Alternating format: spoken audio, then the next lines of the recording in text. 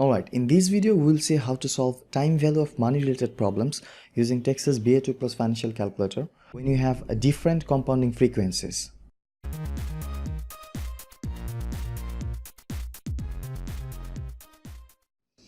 Alright, in the previous video we have seen how to solve this simple problem using Texas BA2 Plus financial calculator.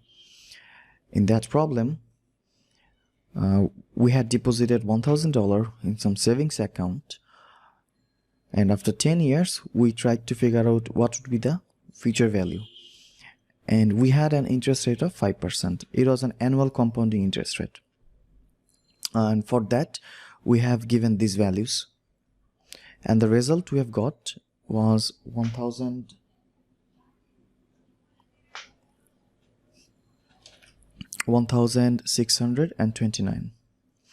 Now in this problem we'll tackle the issue of different compounding periods.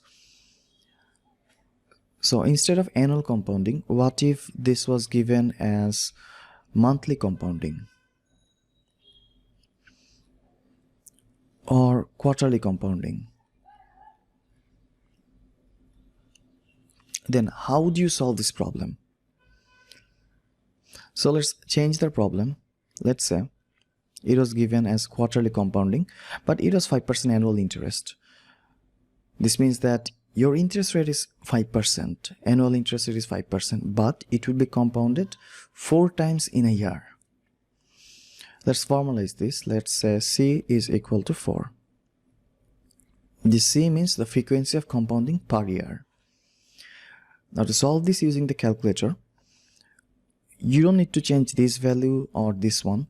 This will be just like before, but this 5 that we have given input before was for annual compounding, but in quarterly compounding we'll need to put the quarterly rate.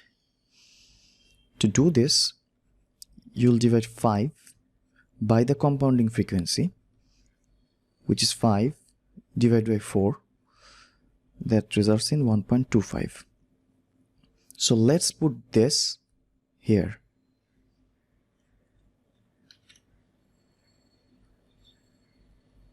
Now we'll also need to change this n, because this n is set for 10 years, but we are dealing with quarters now. Alright, so how many quarters is in 10 years? It will be 10 into 4, or 10 into C, that is 10 into 4, 40. So we'll put 40 in n, so n is 40. Now give these values to the calculator and then again press compute future value.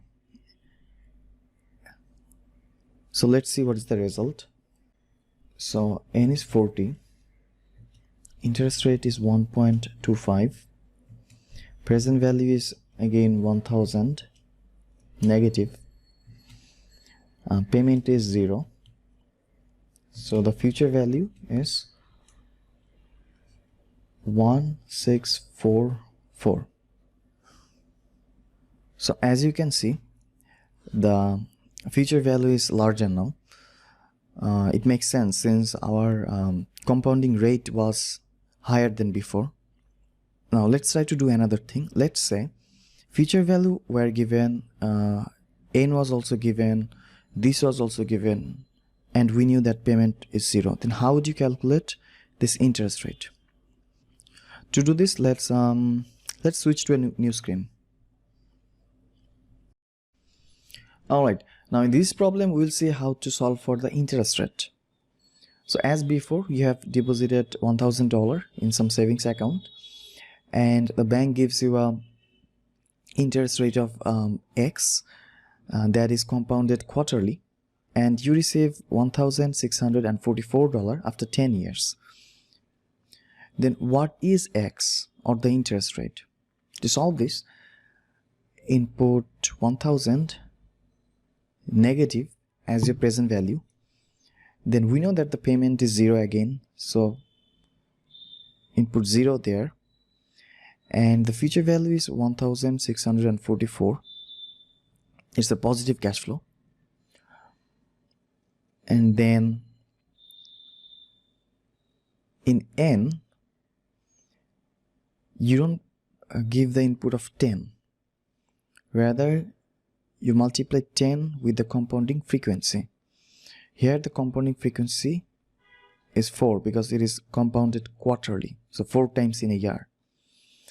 And that is 10 into 4, 40. So put 40 in n. Then press compute I by y. So let's do it. 40 n 1644 future value 1000 negative present value 0 is our payment. Compute I by y. So as you can see, the answer is 1.25%. Now the answer that you have got, 1.25%, is the quarterly interest, because the periods that you have mentioned here was on quarterly basis. So the answer you have gotten is also on quarterly basis. The question didn't ask what was the quarterly interest rate. It asked for the annual interest rate. So you need to multiply this with 4 and you'll get 5%. This is your annual interest rate. Alright, now let's switch over to another important topic, that is how to convert nominal interest rate into effective interest rate. So that's coming up next.